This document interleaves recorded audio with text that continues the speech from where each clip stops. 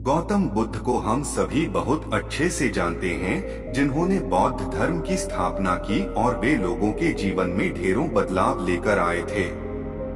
यह कहानी भी उनके बचपन की है। जब वे छोटे थे तब उन्हें गौतम बुद्ध के नाम से नहीं बल्कि सिद्धार्थ के नाम से जाना जाता था।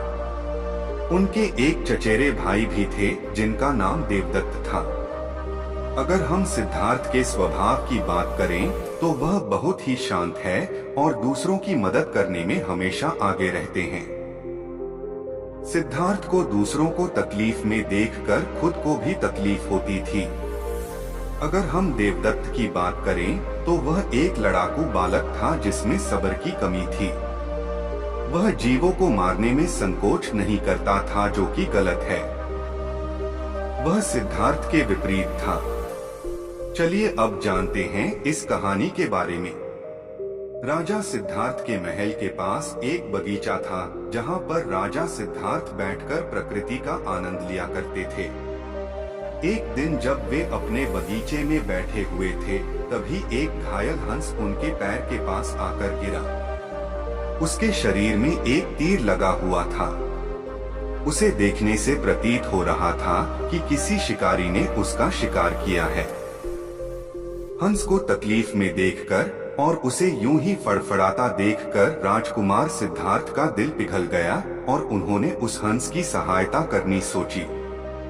उन्होंने सबसे पहले उस हंस के शरीर से वह तीर निकाला और घायल जगह पर मलहम लगाकर उसकी पट्टी की। यह सब कर लेने के बाद देवदत्त कुछ खोजता हुआ सिद्धार्थ के पास आया। देवदत्त जैसे ही सिद्धार्थ के पास पहुंचा, उसने कहा, अच्छा तो यह तुम्हारे पास है, लाओ इसे मुझे दे दो, इसका शिकार मैंने किया है। इसका शिकार करने में मुझे बहुत मेहनत करनी पड़ी थी, इस पर मेरा अधिकार है। देवदत्त की यह बात सुनकर सिद्धार्थ ने उससे कहा, नहीं, यह हंस घायल था और मेरे पास आया। मैंने इसकी मदद की और इसकी जान बचाई, इसीलिए इस पर अधिकार मेरा है। दोनों भाइयों के बीच उस हंस के अधिकार को लेकर बहस होने लगी। अब वे जानना चाहते थे कि उस हंस पर किसका अधिकार ज्यादा है। ऐसे में उन दोनों ने निर्णय लिया कि वे दोनों राजा के पास जाएंगे। सिद्धार्थ के पिताजी कपिलवस्तु के राजा थे। वे दोनों राजा के पास गए। राजा के पास पहुंचते ही देवदत्त ने सबसे पहले कहा, महाराज, इस हंस पर सबसे ज्यादा अधिकार मेरा है क्योंकि मैंने इसका शिकार किया है। इस वजह से आप सिद्धार्थ से कहिए कि वह यह हंस मुझे दे दे। जैसे ही देवदत्त की बात पूरी हुई तब राजा ने दोनों को शांत किया और फिर उनसे पूछा कि पूरी बात क्या है। ऐसे में सिद्धार्थ ने राजा को पूरी बात बताई और उनसे बोला, पिताजी, बात यह है कि इस हंस का शिकार देवदत्त ने किया था, लेकिन यह हंस घायल होकर मेरे कदमों के पास आ गिरा। इसे घायल देखकर मैंने इसका इलाज किया और इसे ठीक किया। अब आप ही बताइए कि इस हंस पर सबसे ज्यादा अधिकार किसका है। राजा ने इस मामले पर अच्छे से विचार किया। विचार कर लेने के बाद उन्होंने कहा कि इसका फैसला स्वयं हंस करेगा।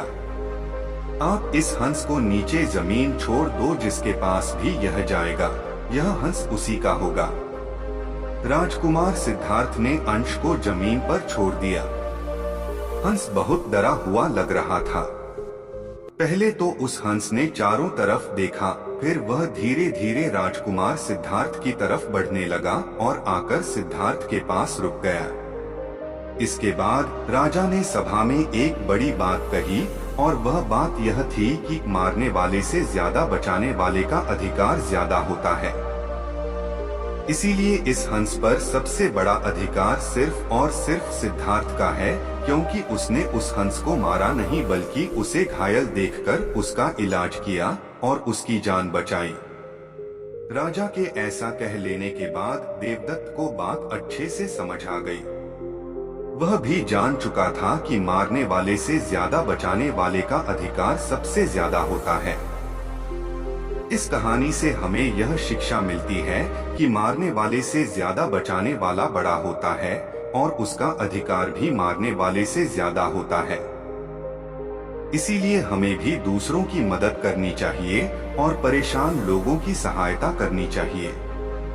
ऐसा करने से हम अपने आसपास के समाज को अच्छा और बेहतर बनाते हैं।